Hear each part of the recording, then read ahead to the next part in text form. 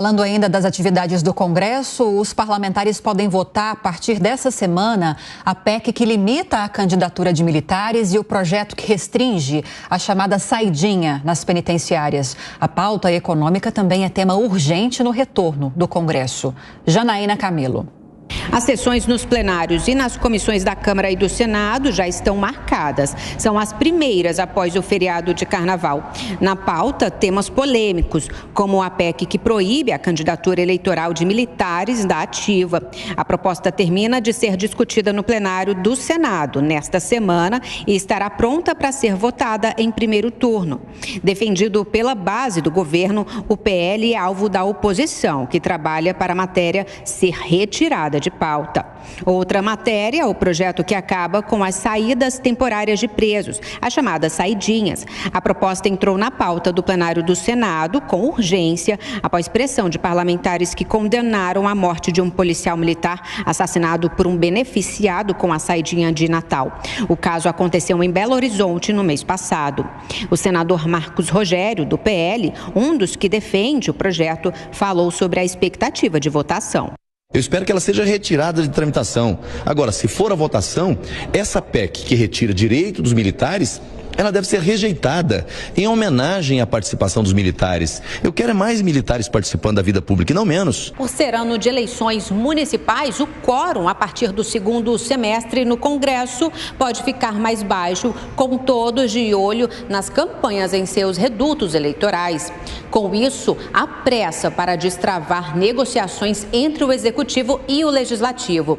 O presidente da Câmara dos Deputados, Arthur Lira, já desembarcou em Brasília para tentar solucionar, por exemplo, os vetos do presidente Lula ao orçamento deste ano a partir das emendas parlamentares e ao cronograma proposto pelo Congresso para o pagamento desses valores. Nesta segunda-feira, o líder do governo no Congresso, o senador Randolfo Rodrigues, e o líder do governo no Senado, o senador Jacques Wagner, almoçaram com o ministro da Fazenda, Fernando Haddad, para tratar sobre as medidas mais urgentes e que têm causado um desconforto na relação entre legislativo e executivo. O governo aposta que não há votos suficientes de parlamentares para a derrubada dos vetos do presidente. Randolfo Rodrigues defendeu um tempo para negociar. Nós vamos conversar com as lideranças do Congresso, mas para isso precisamos do tempo necessário e do tempo necessário requer que a sessão do Congresso nós façamos, a realizemos no prazo, em um ambiente adequado. Que esse ambiente adequado, obviamente, não será os próximos primeiros dias de março. Nós vamos apelar ao Congresso das lideranças para buscar mediações, para buscar alternativas. Dentro do esforço fiscal do governo, é fundamental a manutenção desse veto. Outra urgência nas negociações é quanto à medida provisória editada pelo governo no fim do ano passado, reonerando a folha de pagamentos de 17 setores da economia e estabelecendo o fim do PERSE, programa criado na pandemia com isenção tributária ao setor de eventos. A MP foi enviada em meio ao objetivo do governo de perseguir o déficit fiscal zero. Lula marcou para esta terça-feira reunião com líderes da base aliada do Congresso para definir, entre outras pautas, a reoneração.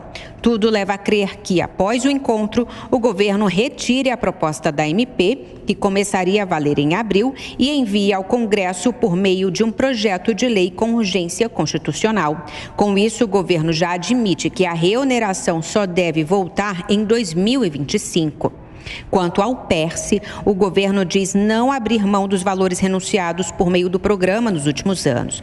Segundo o Ministério da Fazenda, só em 2023, os cofres públicos deixaram de arrecadar 17 bilhões de reais com a isenção tributária.